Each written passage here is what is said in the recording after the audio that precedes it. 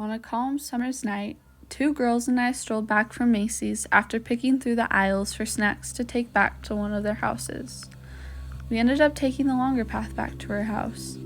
The street lights cast elongated shadows on the sidewalk with the full moon watching over us as we laughed alongside the road. We kept our eyes as far as our phone flashlights could reach. The giggles we shared through stories and experiences followed us as we reached the church. "What's that over there?" questioned Emma. "I can't tell if it's moving or not." The particular sight then caught our attention in the dark distance. Unsure of what at first, those small blobs of moving figures became increasingly more clear as we approached them. The blurry figures wore black robes with hoods concealing their identities. A silent eeriness unfolded before us. In the stillness of the night, the robed people stood in a mysterious clumped circle. Devoid of conversation, Lizzie and I hesitated, trying to figure out what our next move would be. "We should just act like they're not there," blurted Lizzie. The thought crossed my mind, should we figure out what they are doing, or just stay on our path?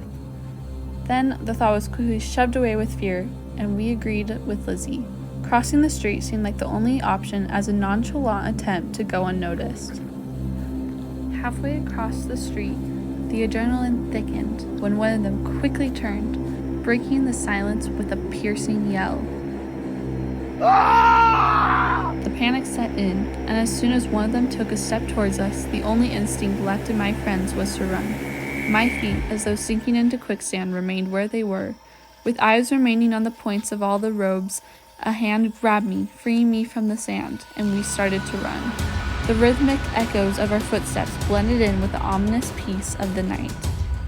After tiring out from running, we looked behind to see nothing but a small squirrel dancing up a tree. Staying close to the warmth of the lights from the houses lined up side to side, we began to ponder what just happened.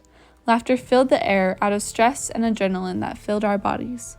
Once safely in the arms of the friend's home, we talked of the strangeness of the night. The house the people were gathered in front of appeared to be a new house, fresh on the market. It could have been teenagers messing around, but the chances of it being more serious, like house squatters, were much higher. Herbert and Bennett have estimated that there are at minimum 2.1 million houses being used by squatters. Squatters are people who stay in another's house or property without permission. These properties tend to be new houses that are still being built, sold, or properties that haven't been used for a long time. Most of the time, people aren't aware for a couple of years. In Utah, the time a squatter must live at a property is 7 years straight for them to have the right to stay. Looking back, it's crazy to see how something that might have been very dangerous was right in my neighborhood, one that was thought to be safe. If the squatters are still there, it could have a major impact on the neighborhood. Squatting can disrupt social cohesion within the community. Residents may feel uneasy or unsafe knowing that unauthorized individuals are freely using nearby properties. Crime is also tied into squatting.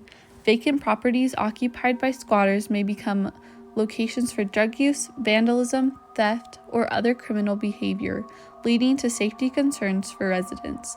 The safe feeling that the area once knew could be changing as we know it.